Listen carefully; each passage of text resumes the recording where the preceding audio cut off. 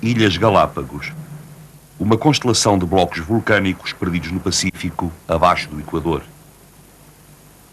As suas praias infernais oferecem um dragão do mar, um fóssil vivo, o iguana marinho das primeiras eras do mundo, o seu único habitat em toda a Terra.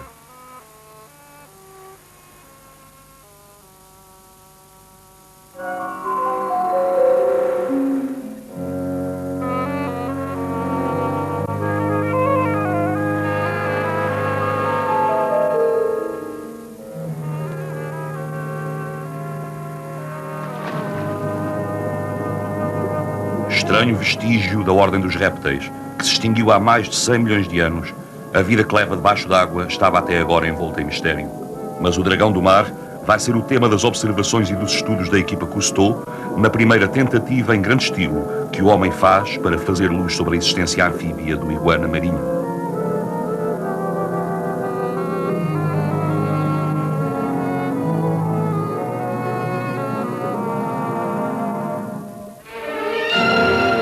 Odisseia submarina da equipa Cousteau.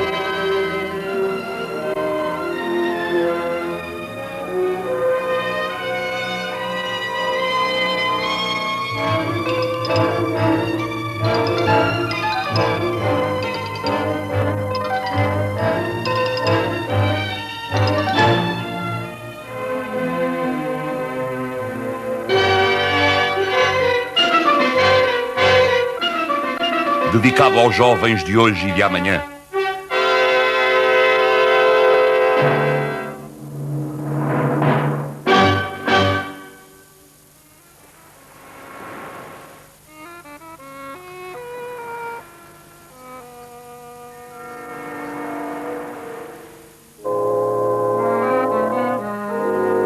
Os dragões das Ilhas Galápagos.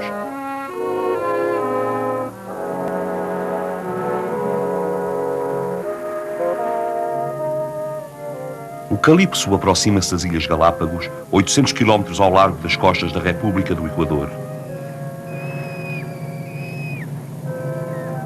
Falésias vulcânicas que se erguem 3.000 metros acima do fundo do mar tornam difíceis determinadas passagens.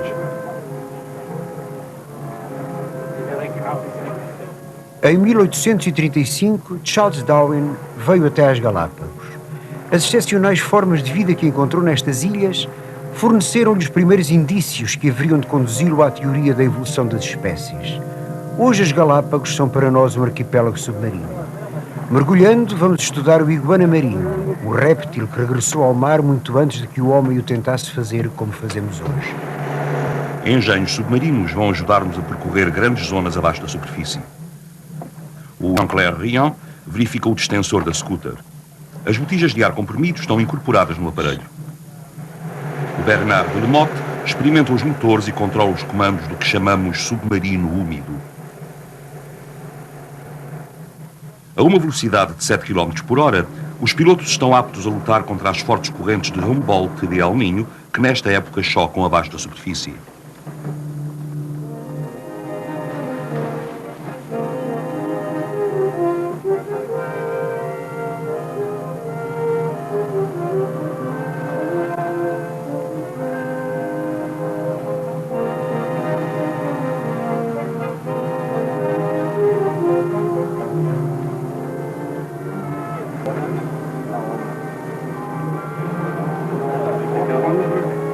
A proa de plexiglass do submarino úmido é frágil.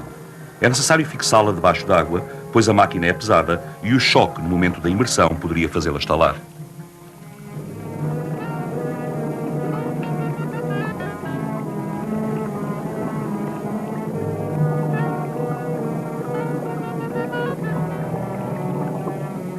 Nesta viagem inaugural no fundo das Galápagos, as scooters vão seguir o submarino úmido. Está tudo em ordem? Partem.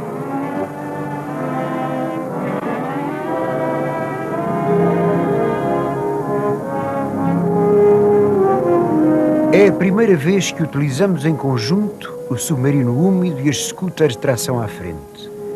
Vamos evoluir por entre os picos dos vulcões submarinos que se erguem diante de nós.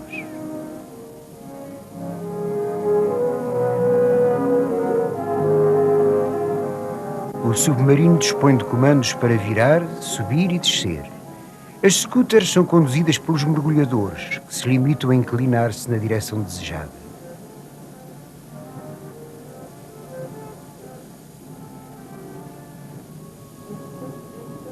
Os mergulhadores do Calypso giram em redor de uma montanha submarina. Uma tartaruga marinha em fuga vence-os na corrida.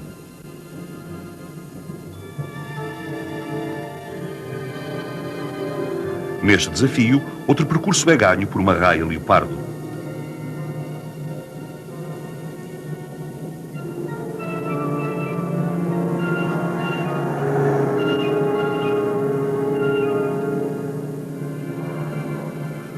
Uma raia manta que deve pesar 1 tonelada vem juntar-se à competição.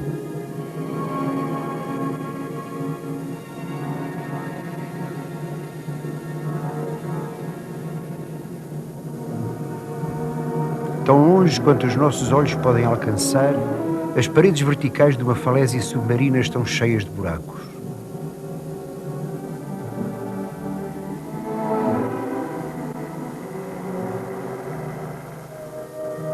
Os ouriços do mar, com os dentes dispostos em coroa como um trépano, cavaram laboriosamente alvéolos na massa de lava.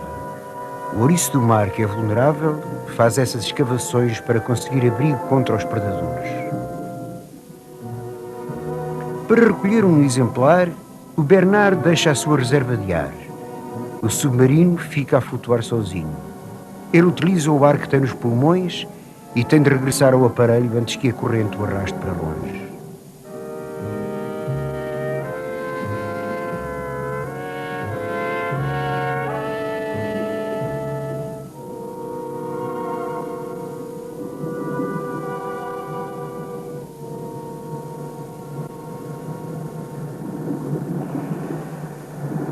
Os mergulhadores motorizados sentem a tentação de aproveitar em cheio as 3 dimensões. Mas mudanças súbitas de pressão podiam ser perigosas para os ouvidos.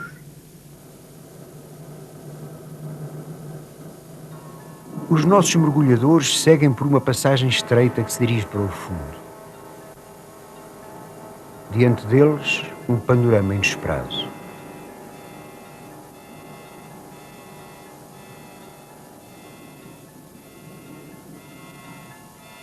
Construções basálticas que lembram colunas de catedrais submersas, ruínas antigas, o Coliseu dentro do mar.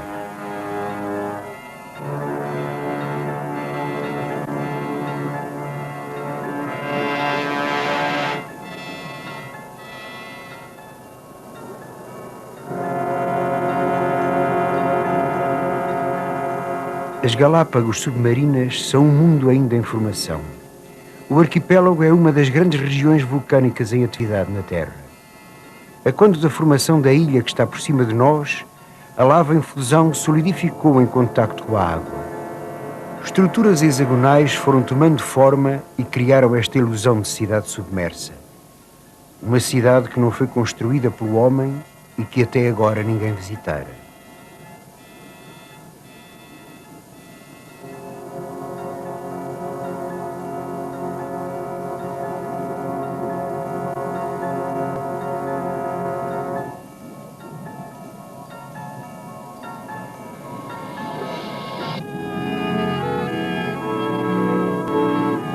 Os nossos mergulhadores motorizados encontram jovens otárias que mostram ser muito curiosas. A sua agilidade natural e a sua elegância representam para o homem que mergulha um ideal difícil de atingir.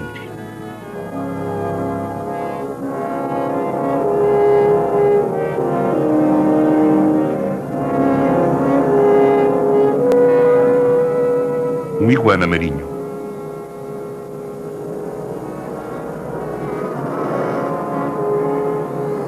Agarrado aos rochedos sem se mexer, o iguana está perfeitamente camuflado. Os mergulhadores passam acima do operador de câmara sem verem o iguana.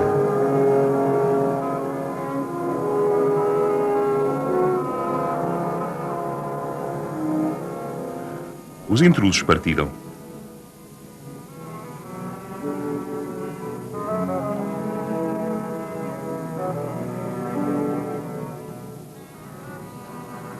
Com a ajuda das suas grandes garras prenseis, Este vestígio da era dos répteis trepa para fora d'água, tal como fizeram os seus antepassados milhões de anos antes do nascimento do homem.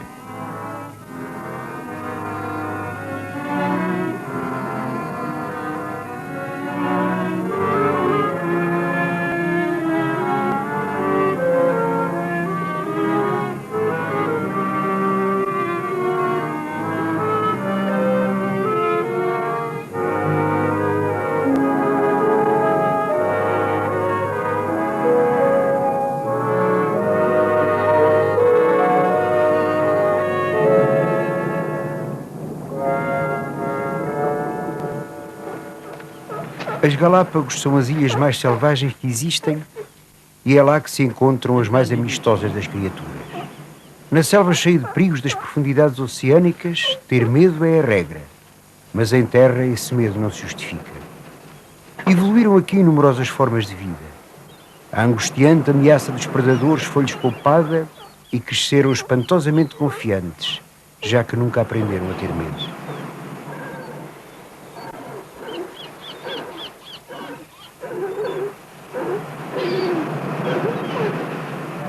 Apesar de não estarem habituadas ao homem, as otárias testemunham ao Bernard uma confiança ingênua.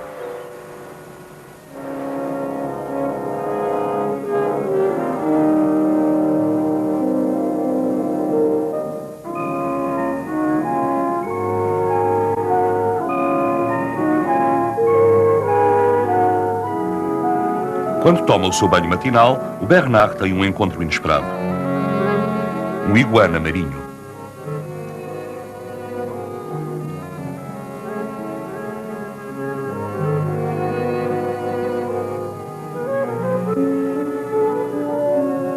Vai à superfície buscar a máscara e o tubo respirador. Passa aí a máscara.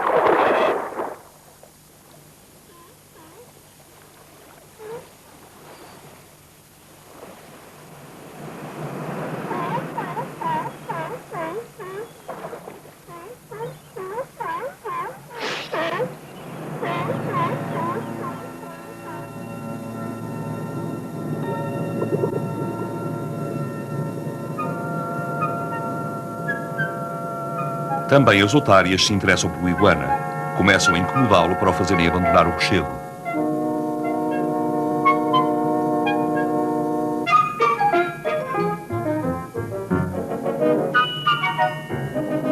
O iguana tenta fugir às otárias que querem brincar e segue-se uma autêntica perseguição.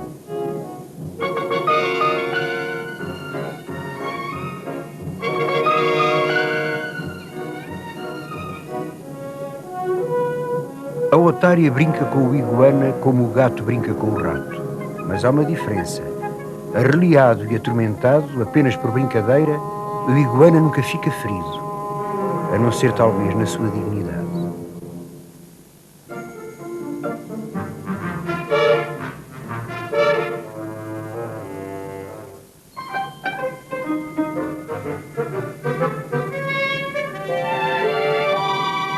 As otárias tentam impedir o seu companheiro de brincadeiras de atingir a margem.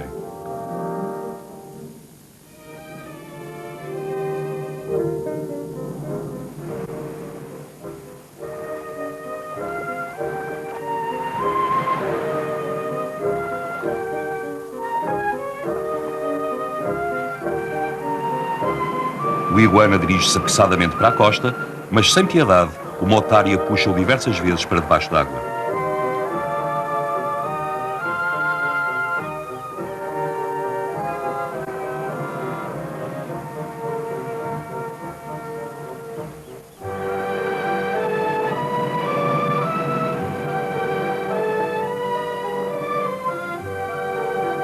Mas o iguana avança lenta e decididamente, aproximando-se centímetro a centímetro da margem.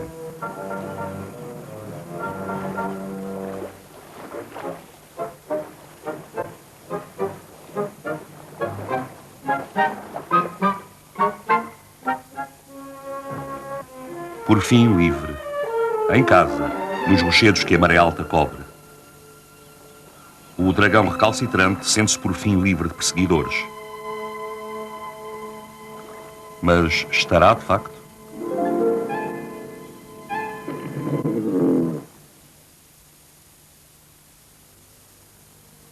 A equipa do Calypso decide seguir o iguana marinho nos fundos onde ele encontra alimento.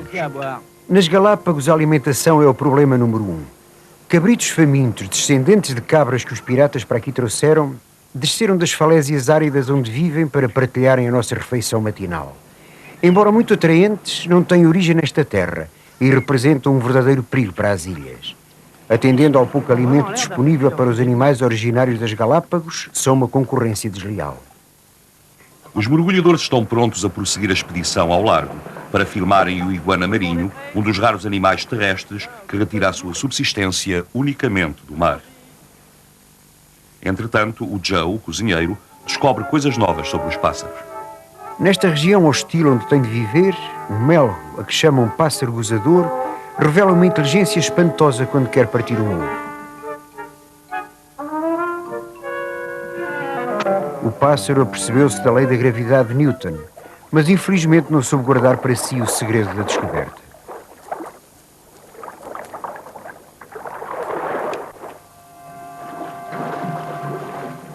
Os mergulhadores detectaram iguanas marinhos que nadaram da margem até aqui e mergulharam.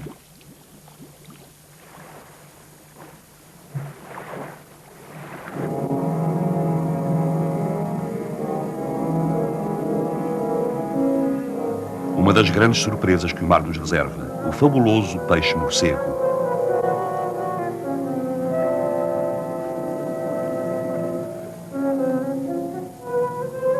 Para o peixe-morcego, o alimento nas Galápagos também é raro. Usa o equipamento de que dispõe. Um pedaço de carne no extremo de um raio modificado da barbatana dorsal serve de cana de pesca escamoteável para atrair seja o que for que possa servir de alimento. Come absolutamente tudo o que lhe passa ao alcance da goela. É um antenário. O Michel Deloire e o François Dourado dirigem-se para um fundo de algas em busca de uma iguana que esteja a comer.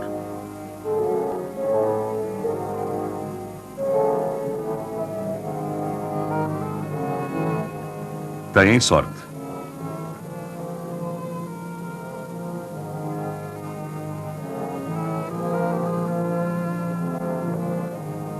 O Dourado aproxima-se para observar, enquanto o Deloire o filma pela primeira vez.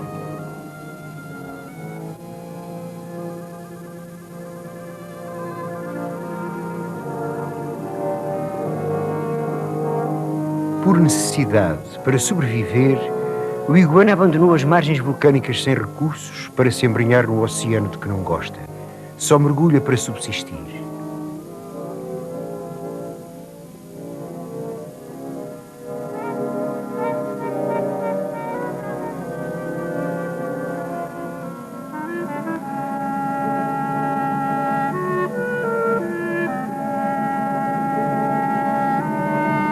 No mar ele nunca está inativo, está sempre a comer. Entrega-se a essa tarefa com determinação. Seleciona as algas que come. Com os dentes cortantes munidos de 3 pontas, raspa os rochedos como um cão rói a carne de um osso.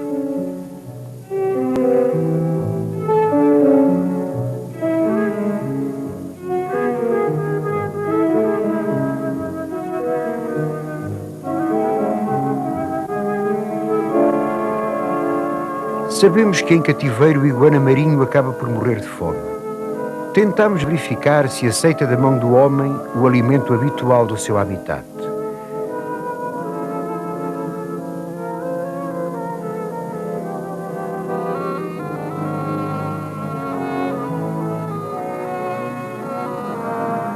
Durante milhões de anos de uma existência difícil, esta criatura sobreviveu à maioria dos répteis e dos mamíferos. Parece nada querer aceitar do homem.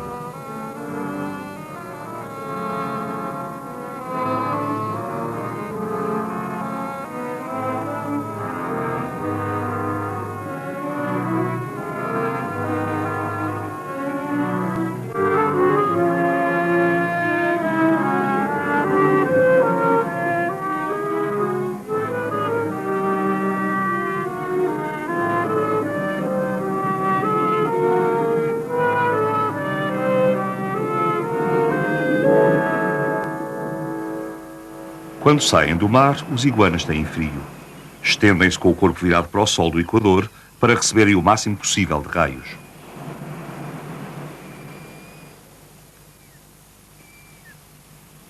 O Henri Allier e o Delcourt vêm observar os iguanas dos rochedos a alguns metros acima da maré cheia.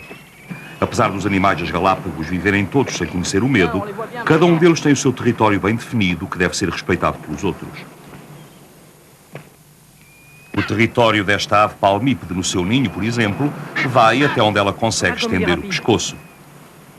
Também os homens devem respeitar estes territórios. O iguana mostra que quer defender o seu território, mexendo vigorosamente a cabeça. Para mostrarem que as suas intenções são pacíficas, os homens avançam lentamente até perto do iguana.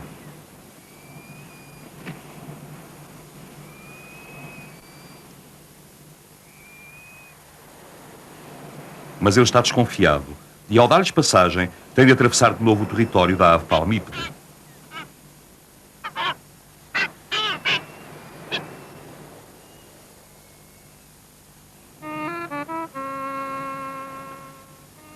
O comandante Cousteau conversa com o Dr. Georges Bartholomew, um dos raros especialistas em iguanas marinhos. Foi aqui, diz o Dr. Bartholomew, que Darwin adquiriu a convicção de que as espécies podiam modificar-se. Deste modo, no verdadeiro sentido da palavra, estas ilhas mudaram a maneira do homem olhar o mundo. Cousteau acrescenta, e provavelmente também a maneira do homem olhar para si próprio. Pelo que me diz respeito, isso é absolutamente verdade, responde o Dr. Bartholomew.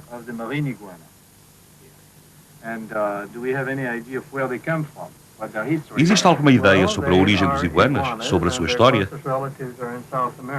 Os iguanas marinhos são, antes de mais nada, iguanas e têm os parentes mais chegados na América do Sul.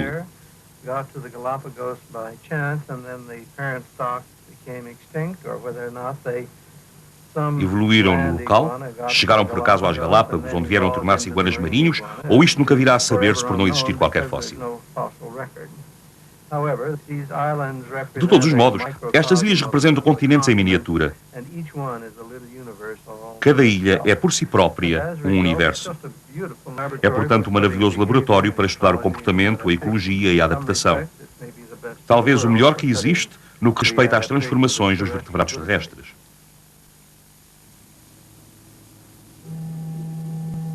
Há ainda muito para aprender acerca do dragão que voltou a seguir o curso da evolução. Depois de ter enchido os pulmões de ar, o Bernard deixa o submarino para capturar um macho adulto que se destina a um exame fisiológico.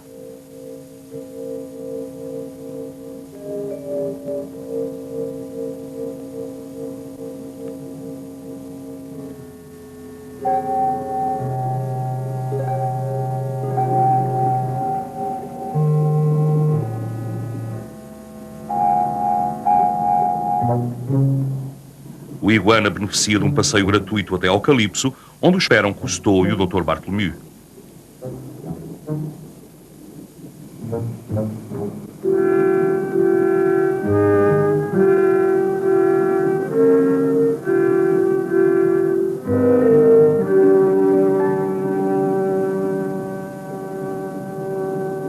O Dr. Bartholomew vai estudar e analisar as variações do ritmo cardíaco do iguana. Os elétrodos ficarão no seu lugar graças a uma fita de plástico. A fisiologia do iguana marinho interessa em especial o comandante Cousteau, porque o dragão das Galápagos apresenta um conjunto de características comuns a todos os animais que mergulham, incluindo o homem. Antes de porem o iguana na água, querem primeiro conhecer o ritmo normal das batidas do coração. O Dr. Bartholomew está preocupado com o facto destas criaturas excepcionais estarem a diminuir de número. Dados sobre o aquecimento, o arrefecimento e o ritmo cardíaco vão fornecer indicações acerca da adaptação do iguana a um meio que é ora aquático, ora aéreo. Gui, os sinais do iguana são normais? Perfeitamente normais. Bom.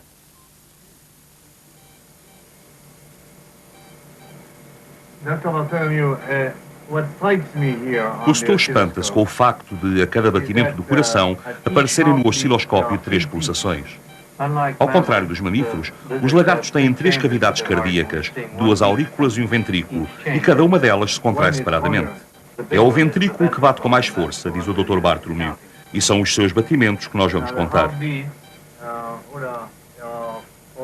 40 a 50 pulsações, verifica Cousteau. É mais lento do que o coração humano. A esta temperatura é normal, respondeu o Dr. Bartholomew. É um batimento regular.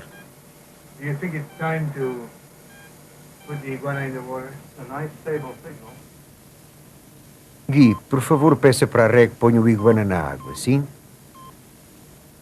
Ponham o iguana na água.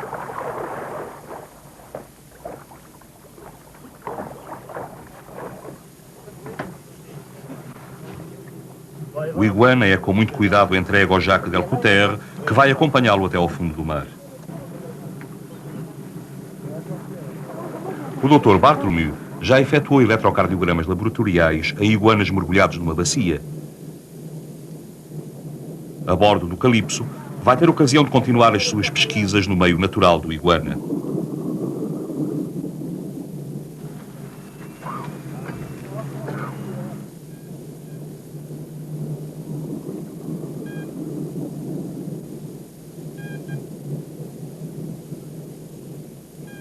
O iguana agarra-se a um rochedo com as fortes garras que o possui e o Delcouter fica ao pé dele para observar o seu comportamento durante todo o tempo da experiência.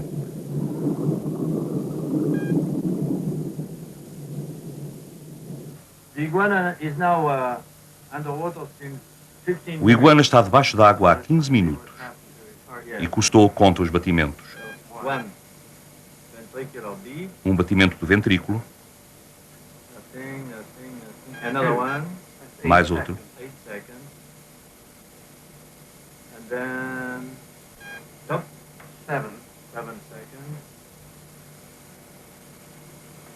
Cousteau e Bartholomew notam que os batimentos do coração se tornam cada vez mais raros. 8 a 9 batimentos por minuto em lugar de 45. O ritmo cardíaco diminui ainda mais até aos 4 ou 5 batimentos por minuto. Quando o iguana chega a esse ponto, para a circulação sanguínea nos músculos. O sangue apenas circula entre o coração e o cérebro. É o essencial. No que ao resto do corpo diz respeito, ele simplesmente cortou a circulação sanguínea. Espere mais um pouco, diz o Dr. Bartholomew. De súbito, Cousteau exclama: o coração parou.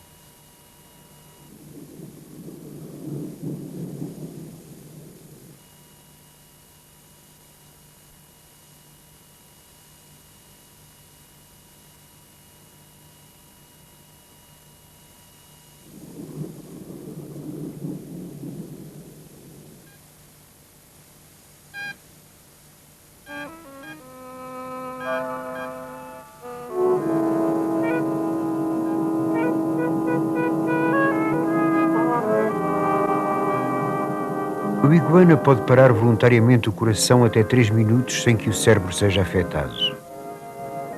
Agora, enquanto o ritmo cardíaco pouco a pouco se acelera, o nosso pioneiro sobe para a superfície à procura do calor do sol.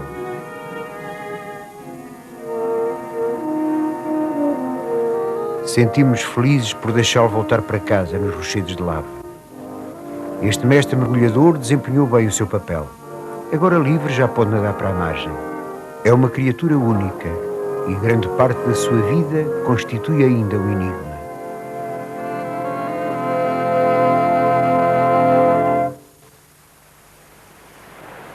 Nas Galápagos, abaixo do Equador, o sol sobe depressa e é muito quente.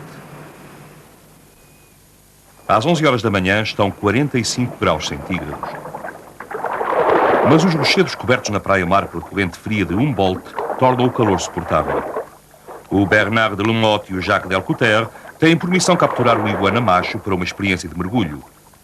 Para fazerem subir a temperatura dos corpos que durante a noite baixou, os iguanas estão preguiçosamente a apanhar o sol matinal.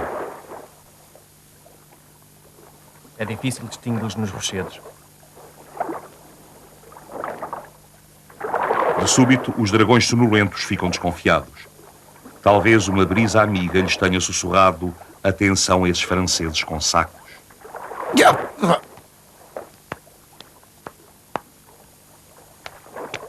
Já está, apanhei-o.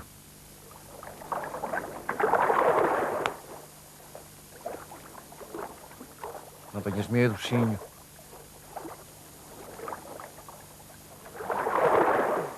No Calypso temos uma razão especial para nos interessarmos por estes animais. É que estudamos todos os meios suscetíveis de melhorar as técnicas de mergulho do homem. Um profundímetro vai permitir-nos saber até onde um iguana pode descer sem perigo. Os aparelhos que o homem inventou para mergulhar podem ser permanentemente aperfeiçoados, mas todos os progressos são limitados pela fisiologia. Para poder mergulhar mais fundo durante mais tempo e melhor, seria necessário modificar a fisiologia humana. De todos os modos, é apaixonante estudar o que acontece quando o animal que não foi criado para viver debaixo d'água mergulha. Acompanhado pelo Delcourt, o iguana é delicadamente levado a mergulhar. Um mergulho que efetua até ao limite das suas capacidades.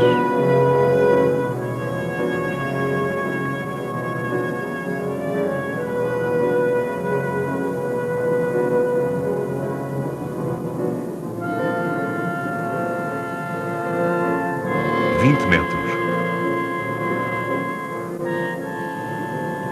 Talvez possa ir ainda mais abaixo.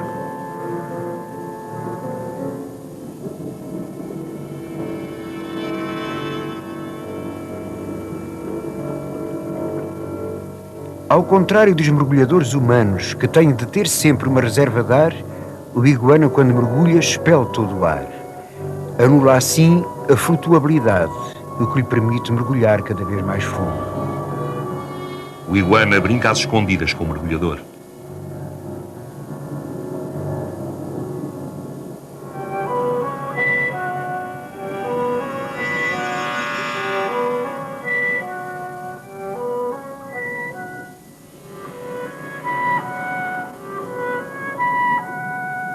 Ao contrário dos peixes, o iguana não dispõe de guelras e não pode extrair o oxigênio dissolvido na água. Esse oxigênio vai buscá-lo aos tecidos do corpo, mas tem de anular esse débito de oxigênio quando regressa à superfície. Nenhum outro animal na Terra poderia sobreviver a tal prova. Um dos marinheiros de Darwin manteve à força um iguana debaixo d'água para saber quanto tempo o animal podia viver sem oxigênio. 1 hora. Com o oxigênio agora quase esgotado, este iguana assemelha-se ao rochedo no qual pousou. É difícil de acreditar. Desceu até aos 28 metros. Com o peito esmagado pela pressão, o iguana regressa à superfície servindo-se apenas da sua cauda achatada. Na origem exclusivamente terrestre, este animal, que efetua a mutação em alguns milhões de anos, não é bom nadador. Ainda mal se adaptou à água. Apressa-se a deixar o mar para reencontrar a segurança dos rochedos aquecidos pelo sol. Depois da refeição ingerida no mar, os iguanas precisam de várias horas de descanso para devolverem ao corpo enfraquecido o oxigênio necessário. O allié dirige os raios de sol refletidos sobre um macho que treme de frio.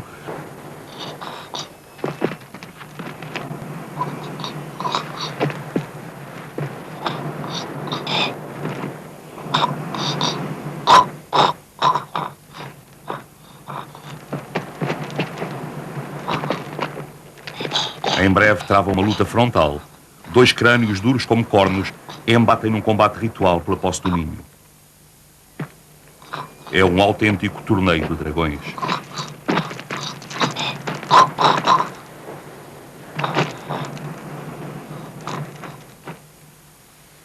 Estes animais com armaduras entregam-se a um torneio em que, acima de tudo, procuram intimidar-se.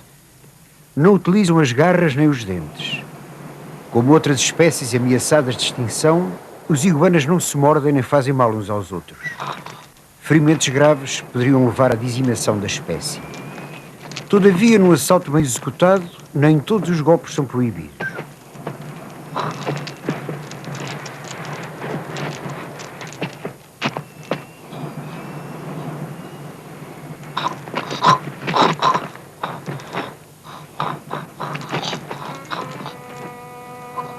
Enquanto a luta continua indecisa, chega o macho, o chefe do harém.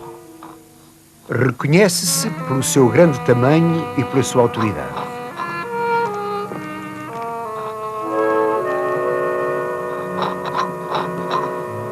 O macho parece dizer-lhes que parem de lutar e que vão pôr os ovos.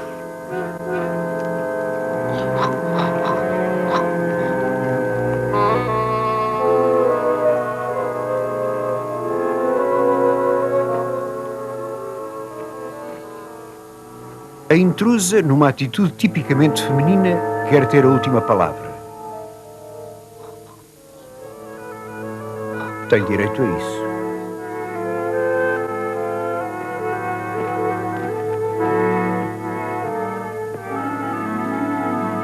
A outra fêmea, a que defendia o ninho, regressa ao berço da raça.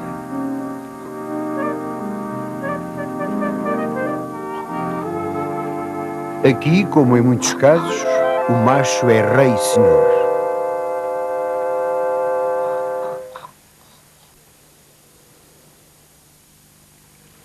Durante a exploração das Ilhas Galápagos, o comandante Cousteau visita um homem que estabeleceu relações muito pessoais com os iguanas marinhos.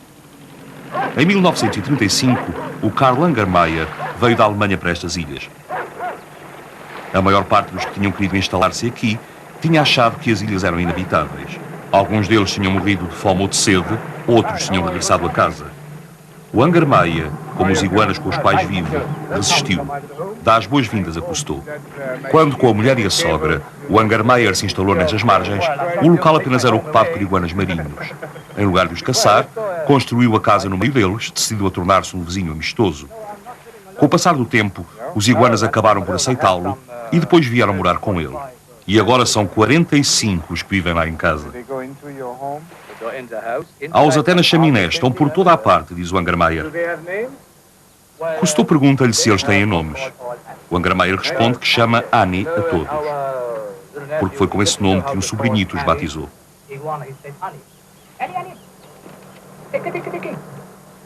Maybe he doesn't like me. Aquele não gosta de mim, diz Cousteau. Well, I think I can start. O Langermeyer vai dar-lhes de comer arroz e peixe. Eles gostam de tudo. Peixe, pão, tudo o que a família come. Food we eat. Oh, here's the food. Come here, boy.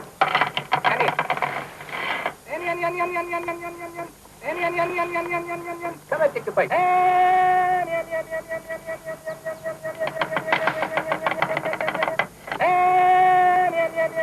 Cousteau já tinha ouvido dizer que o Langermeyer conseguira fazer com que estes animais caprichosos aceitassem a alimentação que lhes dava. O que é ainda mais espantoso é que aqui o iguana marinho come de tudo, para além daquilo que a natureza lhe fornece no mar. É uma anomalia que desconcerta os investigadores. Take the bite. Annie. Come there. Yeah. Ah, the big one doesn't want the little one to have food, huh? The little one is... Ah, toi t'es jaloux, huh? This one is jealous. The dog is jealous. Yeah, come on. Cousteau nota que o cão tem ciúmes dos iguanas. Wait.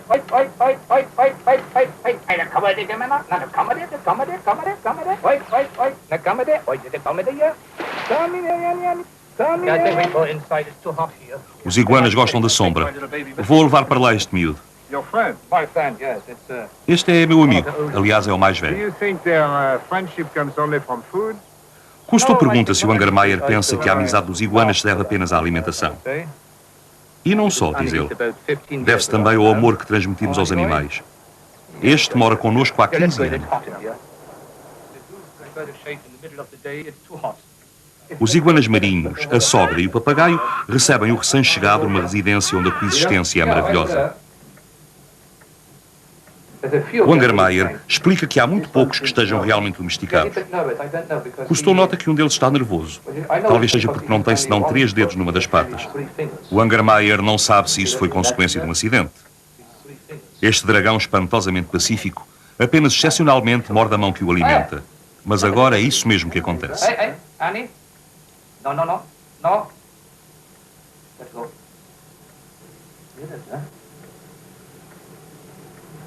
He's really holding tight, you see? And it hurts? Well, it hurts. O Langermeyer garante que lhe dói um bom bocado, mas não faz um único movimento, pois se tentasse tirar a mão, o iguana mordia com mais força. É o que acontece com o cão, diz Cousteau.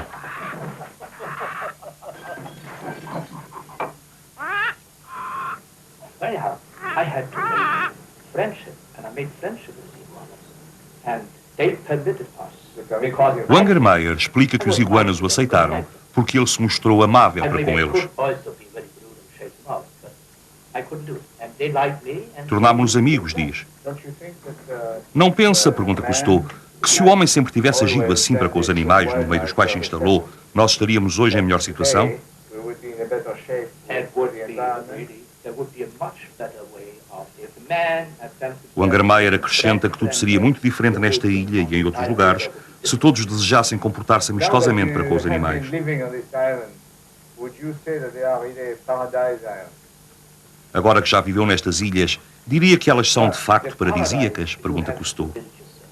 Wherever you live, you have to make the paradise yourself. O paraíso, responde o Angermeyer, somos nós que o construímos. We build. Amamos este local desde o princípio e somos felizes aqui.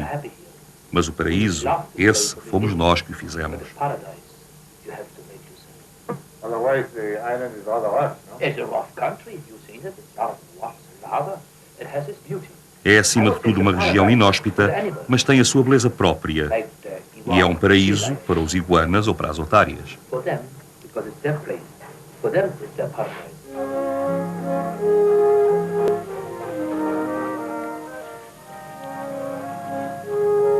50 quilómetros ao largo das ilhas, temos um encontro inesperado. Um grupo de otárias. Mas comportam-se como golfinhos. Nunca vi nada semelhante. Qual será a razão de um tão grande ajuntamento? Peço aos mergulhadores que se misturem com a multidão.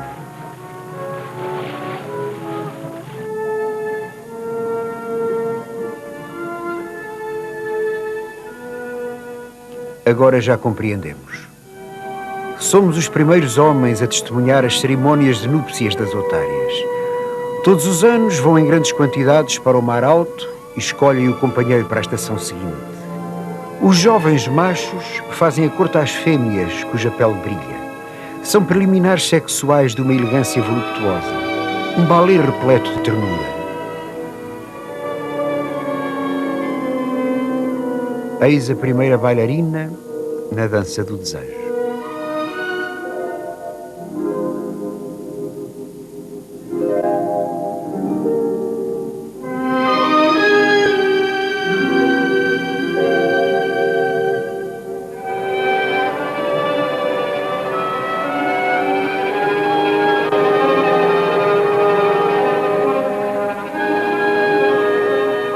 Entrega-se por completo com o olhar, num convite a que se entre na festa.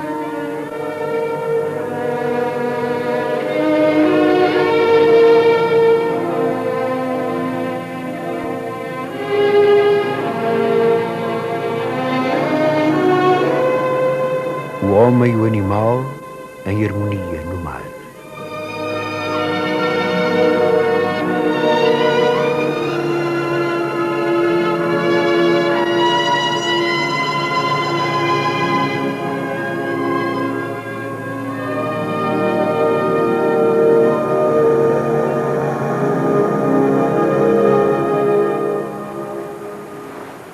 Ao deixarmos as Ilhas Galápagos, deixamos atrás de nós o mundo único que vive sem conhecer o medo.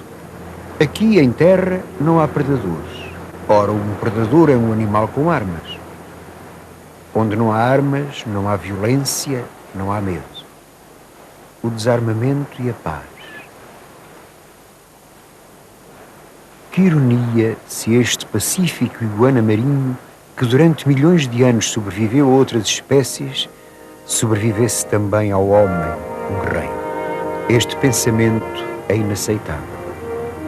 Este doce dragão nunca irá tentar dominar o mundo, mas se o homem se obstinar em ações de autodestruição, esta criatura das eras primitivas poderá muito bem vir a ser o seu herdeiro.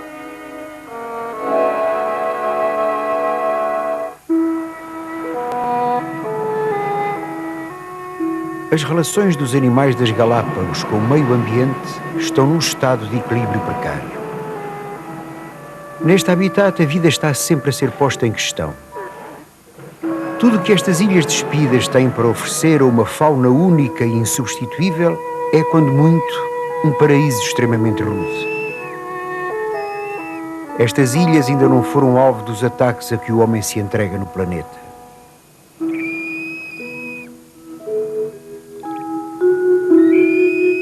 Mas é um mundo cada vez mais pequeno.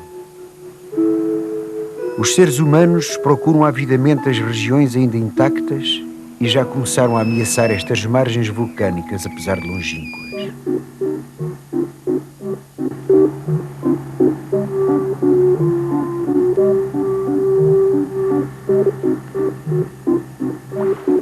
Como como escreve o poeta Edna St. Vincent Millay, esta vida calma, dali para aqui, daqui para ali, poderá ser vivida sem quietação? As margens são devoradas pela rebentação. Já não há ilhas, já não há ilhas aqui.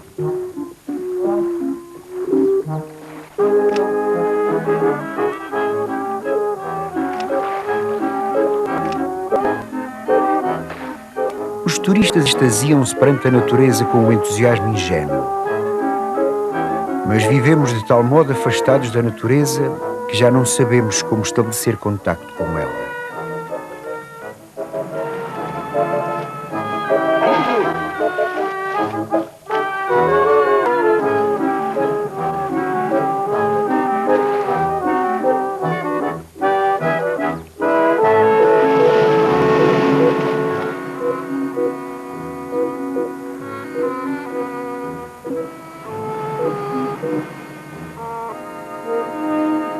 Para o nosso iguana marinho, o mar é talvez apenas um santuário transitório.